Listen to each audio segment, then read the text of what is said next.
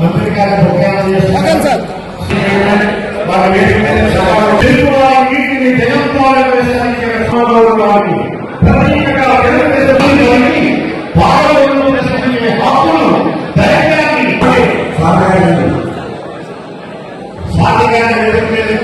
ఆహ్వానిస్తున్నామని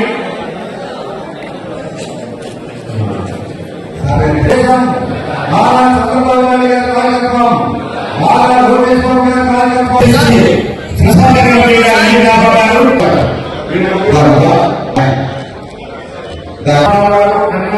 శ్రీనివాసరావు గారు వీరందరికీ కూడా మీ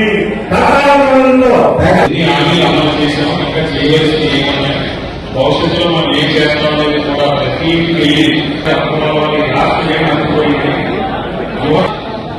మనం చేసే పనులను తెలియజేస్తూ భవిష్యత్తులో మనం ఈ సంవత్సరాలు సమస్యలని తీర్చడమే కాకుండా పటిష్టమైన తేడాలు చంద్రబాబు నాయుడు ఏ పిలిపించినా కూడా నిస్వార్థంతో పనిచేసే తెలుగుదేశం కుటుంబ సభ్యులందరూ ఉన్నారు కాబట్టి రాబోయే 20 సంవత్సరాలు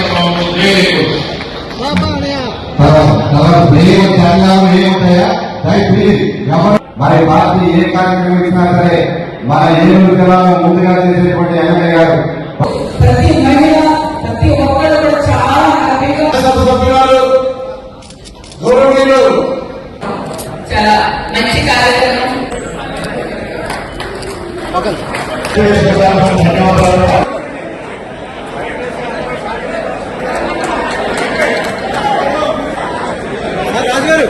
అన్నా కొంచెం అడక్కి అన్నా మీరు సార్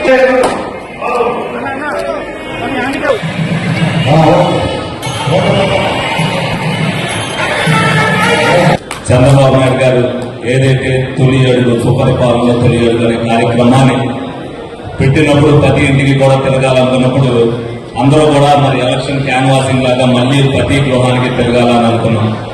కానీ తిరిగే కొద్దీ ఉత్సాహంగా అంటే మొదటి సంవత్సరంలోనే ఇన్ని పనులు ఒక ప్రభుత్వం చేసిందంటే ఒక మిస్టరీ. ఎందుకంటే అన్నా క్యాంటీన్లు అవ్వచ్చు, తల్లికి వందనం అవ్వచ్చు, ఒక పక్కన రోడ్లు అభివృద్ధి అవ్వచ్చు, అదేవిధంగా పెన్షన్ ఏ రోజున కూడా ఎవరికి ఆకోకుండా మరి మొట్టమొదటి తారీఖునే ఇవ్వడం జరుగుతుంది. అలాగే ఉద్యోగస్తులకు జీతాలు ఇవ్వడం జరుగుతుంది. ప్రజలతో ఒక్క మాట అనిపించుకోకుండా సంవత్సర కాలంలో పరిపాలన చేశారంటే అదొక అద్భుతం. క్యాడర్ అందరూ కూడా 2024 ముందు ఏదైతే ప్రజలకు ఒక మాట అన్నామో ఆ మాట ప్రకారం మనం చేశామని చెప్పి గర్వంగా మన క్యాడర్ అంతా కూడా వాళ్ళు తిరుగుతున్నారు అంటే అది తెలుగుదేశం పార్టీ ప్రభుత్వం వల్లే సాధ్యమైంది. వాళ్ళ క్యాడర్కి కొంతమందికి మనం పని జరగకపోవచ్చు, కానీ మనం అందరం కూడా ప్రజలకు తిరిగేటప్పుడు ఒకటే మాట అన్నాం, ప్రజల ఇబ్బంది పడుకోకుండా చూసే బాధ్యతను మనం అందరం కూడా తీసుకుంటాం అన్నాం. అలాగే తెలుగుదేశం పార్టీ సైనికులందరూ ఏ విధంగా అయితే తిరిగారో ఆ ప్రజలకు ఇచ్చిన మాటను ముందుగా మనం అందరం కూడా నెరవేర్చుకున్నందుకు మనం అందరం కూడా గర్వంగా ఉండాలి.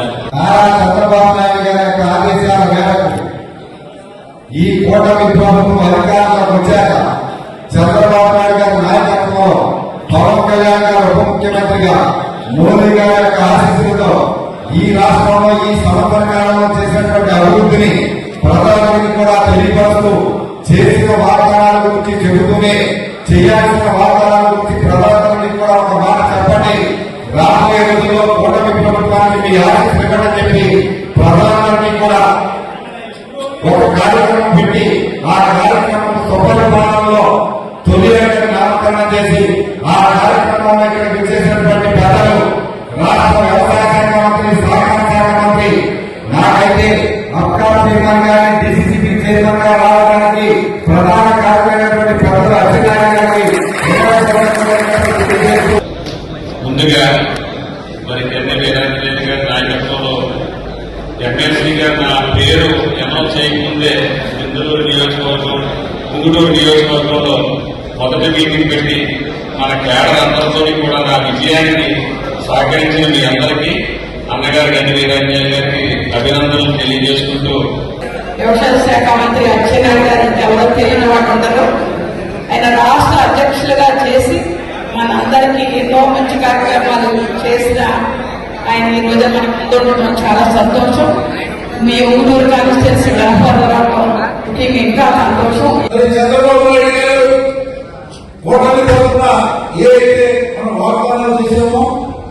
ఆ కార్యక్రమాల్లో భాగంగా ముందుగా పెన్షన్ కార్యక్రమాన్ని మరి వేళ ఎక్కడికైనా వృద్ధులు కానీ దివ్యాంగులు కానీ వితంతువులు కానీ ముఖ్యంగా తెలియజేస్తా ఉన్నారు. అలాగే కేంద్రం వాగ్దానం చేసిన ప్రకారంగా ప్రజల్లో మనం ఎంత గౌరవంగా జరుగుతున్నారు అనేది స్వయంగా నేను కూడా చూడడం జరిగింది. మరి నలుగురు ఉంటే నలుగురు, ఐదుగురు ఉంటే ఐదుగురు, ఎంతమంది ఉంటే అంతమందికి కూడా ఇక్కడ అధికమనం ఏదైతే వాగ్దానం చేశామో ఆ ప్రకారంగా అందరికీ అందుతుంది. అభివృద్ధి చాలా దగ్గర దిశగా మనం ఉండటం అనేది కేవలం ఈ కూటమి సీఎం చంద్రబాబు గారు, అలాగే డిప్యూటీ సీఎం పవన్ కళ్యాణ్ గారు, కేంద్రం నరేంద్ర మోడీ గారు ఆశిస్తూనే జరుగుతుంది. మన నియోజకవర్గాలన్నీ కూడా పూర్తిగా వ్యవసాయ ఆధారిత మన వ్యాపారం కావచ్చు, లేకపోతే మామూలుగా ఆదాయ మెట్టడం కావచ్చు.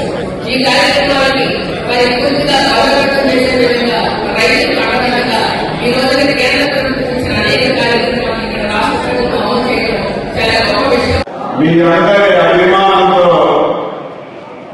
రాష్ట్రంలో ఎన్డీఏ ప్రభుత్వం ఏర్పడి 1 సంవత్సర కాలం పూర్తయినటువంటి సందర్భంగా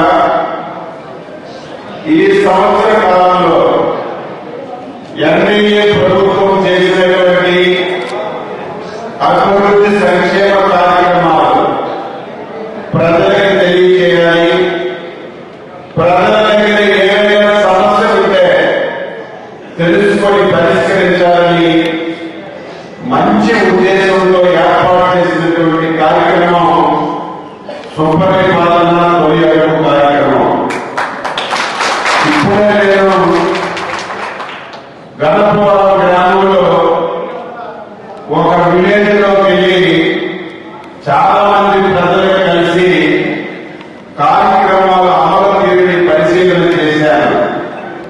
తర్వాత మనందరం కలిసి ఇక్కడ సమావేశం అయ్యాం.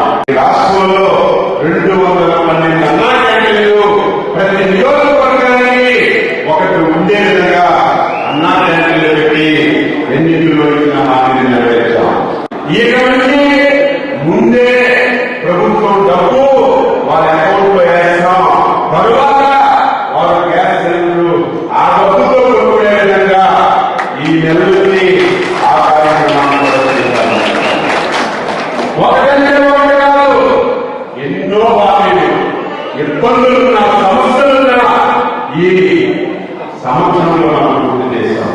నేనే వ్యవసాయ శాఖ మంత్రి. అన్నదాత సుఖీభావం కింద రైతులకి 20,000 ఇస్తామని చెప్పాం. ఇచ్చిన మాట ప్రకారం రేపు మోడీ గారు ఎప్పుడు 2,000 వేస్తే అదే రోజు మన ప్రభుత్వం చంద్రబాబు నాయుడు గారు వెళ్ళి ప్రభుత్వం 5,000 రూపాయలు వేసి 7,000 రూపాయలు మొదలు పెట్టిస్తాం. 2,000 7,000 ఇస్తాం. 3,000 6,000 వేసి ఇచ్చిన మాట ప్రకారం 20,000 అన్నదాత సుఖీభావం ఇచ్చే కార్యక్రమం చేస్తున్నాం. అదేవిధంగా ఆగస్టు 15 ఆడవాళ్ళకి ఉచిత బస్సు ప్రయాణం.